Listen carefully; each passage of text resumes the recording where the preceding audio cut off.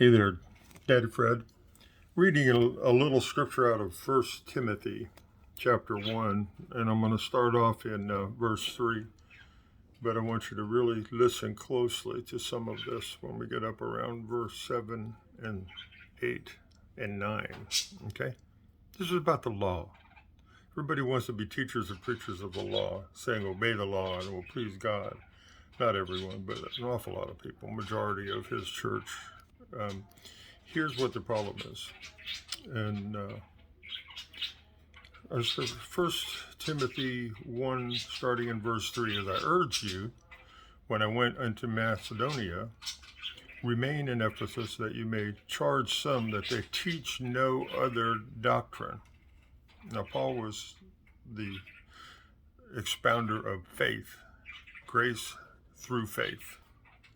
Teach no other doctrine, nor give heed to fables and endless genealogies which cause disputes rather than godly edification, which is in faith. Verse 5, now the purpose of the commandment is to love from a pure heart, from a good conscience, and from a sincere faith, from which some, having strayed, have turned aside to idle talk. But we know that the law is good if one uses it lawfully. How about that? Knowing this, that the law is not made for a righteous person, but for the lawless and insubordinate, for the ungodly and for the sinners, for the unholy and profane, for murderers of fathers and murderers of mothers, for manslayers, that's murder, for fornicators and sodomites, for kidnappers, for liars, for perjurers, and if there is any other thing that is contrary to sound doctrine, according to the glorious gospel of the blessed God, which was committed to my trust. Did you get that whole list? I promise you it's right there. It's right there. We have Lucas twirling in the background. That is what the law's purpose was. And the simplest way is when Paul talked about it, and I believe in Ephesians, and he said that the law is our tutor, our schoolmaster, to bring us to Christ, to faith, to grace. And once you're there, once the student is graduated to Christ, he no longer needs a tutor.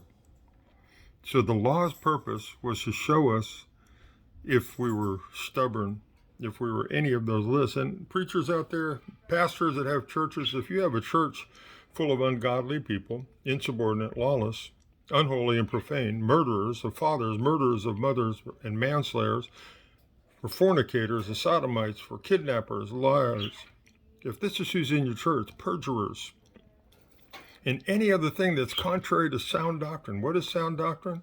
That Jesus came and paid for our sin. And now the righteousness of God is through him. And to those who believe. Believe means faith. Righteousness by faith.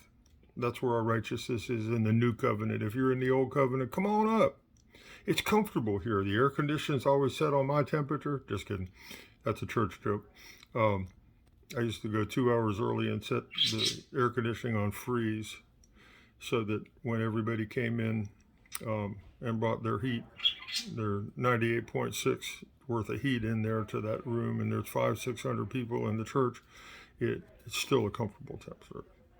Because I felt bad for the air conditioner. I don't want to challenge it. Okay, enough about me. More about you. Remember that God sent his son, Jesus, for a purpose. And let's not forsake that purpose. He came to bring righteousness by faith in what he did, not what we do. God bless y'all. Big Daddy Fred signing it.